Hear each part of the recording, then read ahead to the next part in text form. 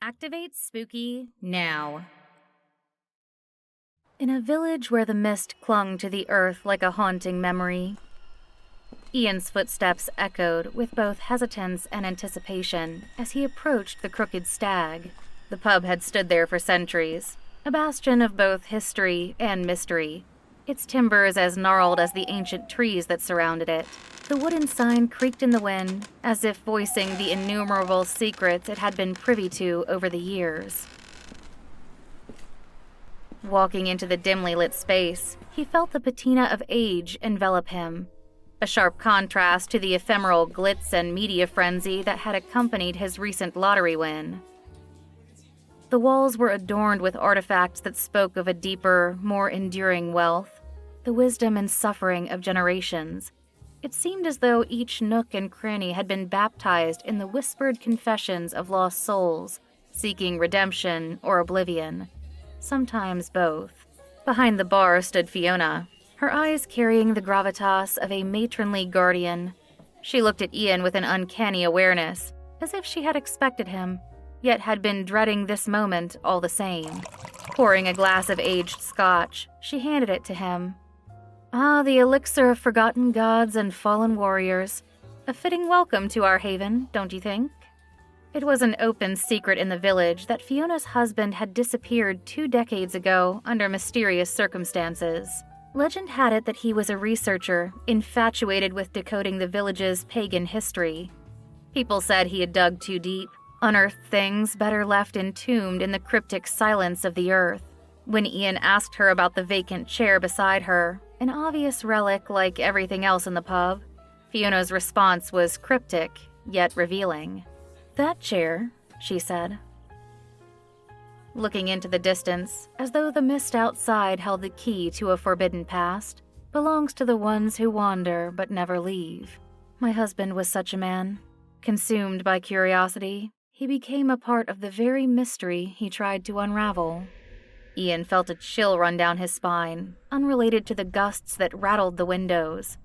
For the first time, he contemplated the notion that wealth, his lottery fortune, was merely another form of imprisonment. In chasing material freedom, had he unwittingly enslaved himself to more abstract yet inescapable fetters? The money had already estranged him from his past life, but it also burdened him with choices, each branching out into a labyrinth of potential regrets. As Fiona shared stories about the village, where the border between myth and reality seemed fluid, Ian found himself immersed in themes of moral ambivalence, existential despair, and the cyclical nature of fate. He began to realize that he had not just physically relocated, he had stepped into a narrative that had been unfolding long before he arrived, a narrative he was now bound to, willingly or not. The evening grew darker, the mist outside growing thicker, as if attempting to obscure whatever was yet to unfold. Drizzle, the seemingly demented dog, began its ritualistic barking, the keening pitch resounding through the still air like an omen. As the night's mysteries unraveled, Ian's initial apprehensions mutated into a complex melange of skepticism and awe, prompting him to question not just the world around him, but also the inner cosmos of his beliefs, fears, and desires.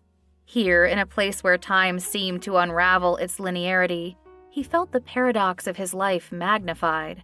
A man rich in material, but paupered in understanding. Fiona, Drizzle, and even the vacant chair beside the bar. They were all figures in a tableau he was yet to decipher, variables in an equation that he was now a part of.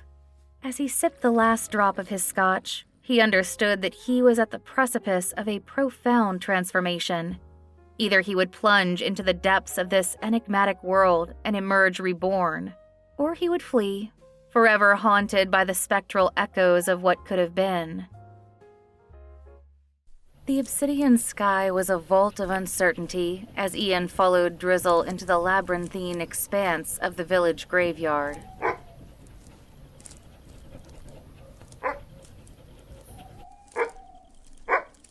Tombstones, twisted and worn by time, jutted from the earth like the teeth of some subterranean creature.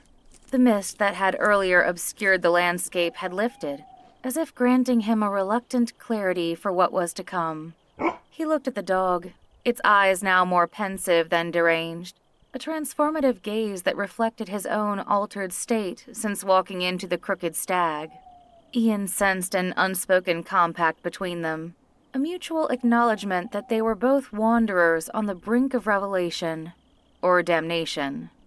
They reached an unmarked grave, set apart from the others, as if shunned even in death. Drizzle halted, sat, and looked up at Ian. No more barking, no more frenetic movements, just a solemn stillness. It was a quiet yet profound endorsement for Ian to proceed, to unearth what lay both literally and metaphorically beneath his feet. As he stood there, the words Fiona had spoken in the pub earlier reverberated in his mind. A win can sometimes be a profound loss. Her enigmatic narrative about her missing husband, the village's ancient symbols, and the unexplained phenomena, they all coalesced into a kaleidoscope of implications that made his lottery winnings feel as inconsequential as a fallen leaf in an endless forest. Kneeling beside the unmarked grave, Ian felt an unsettling connection to its unknown occupant. He was told by Fiona earlier that the grave belonged to a man who had won a different kind of lottery, a prophecy from a bygone era that could have bestowed unimaginable power. Yet that man chose to relinquish it all for the greater good of the village, his sacrifice shrouded in both lore and obscurity. The resonance with Ian's own situation was glaring, yet camouflaged in layers of complexity he was yet to fully unravel. Drawing a deep breath, Ian took out his lottery ticket from his pocket and looked at it one last time. A mere slip of paper, yet so imbued with connotations of fate, morality, and identity. Its once celebrated numbers now appeared to him as a sequence of question marks, each interrogating his values, aspirations, and the man he thought he was, or could be. With a final resolute nod toward Drizzle, Ian dug a shallow hole beside the unmarked grave and buried his lottery ticket there. As he covered it with soil, he felt as though he were burying a part of himself. An old self, blinded by material aspirations and unexamined life. He sensed an immediate, if ineffable, shift in the air, a kind of cosmic approval that validated his choice. As he stood up, a subtle smile formed on his face, mirrored by a similar expression on Drizzle. He didn't need a drone's aerial view to understand that he had just added a new layer to the village's intricate tapestry of histories, myths, and moralities. He was now undeniably a part of its unfolding narrative, his individuality seamlessly woven into its collective identity. Returning to the Crooked Stag, Fiona looked at him knowingly, no words needed. She poured another glass of scotch, but this time it tasted different. Less like an elixir for the lost, and more like a toast for those who have found their way. In a world riddled with ambiguities, where the boundaries between the external and internal, the material and the metaphysical are porous, Ian had found his resolution. Whether that made him a winner or a loser was a moot point. He had transcended that dichotomy. He had unearthed a more profound jackpot, a nuanced understanding of his place in a world that defies simplifications.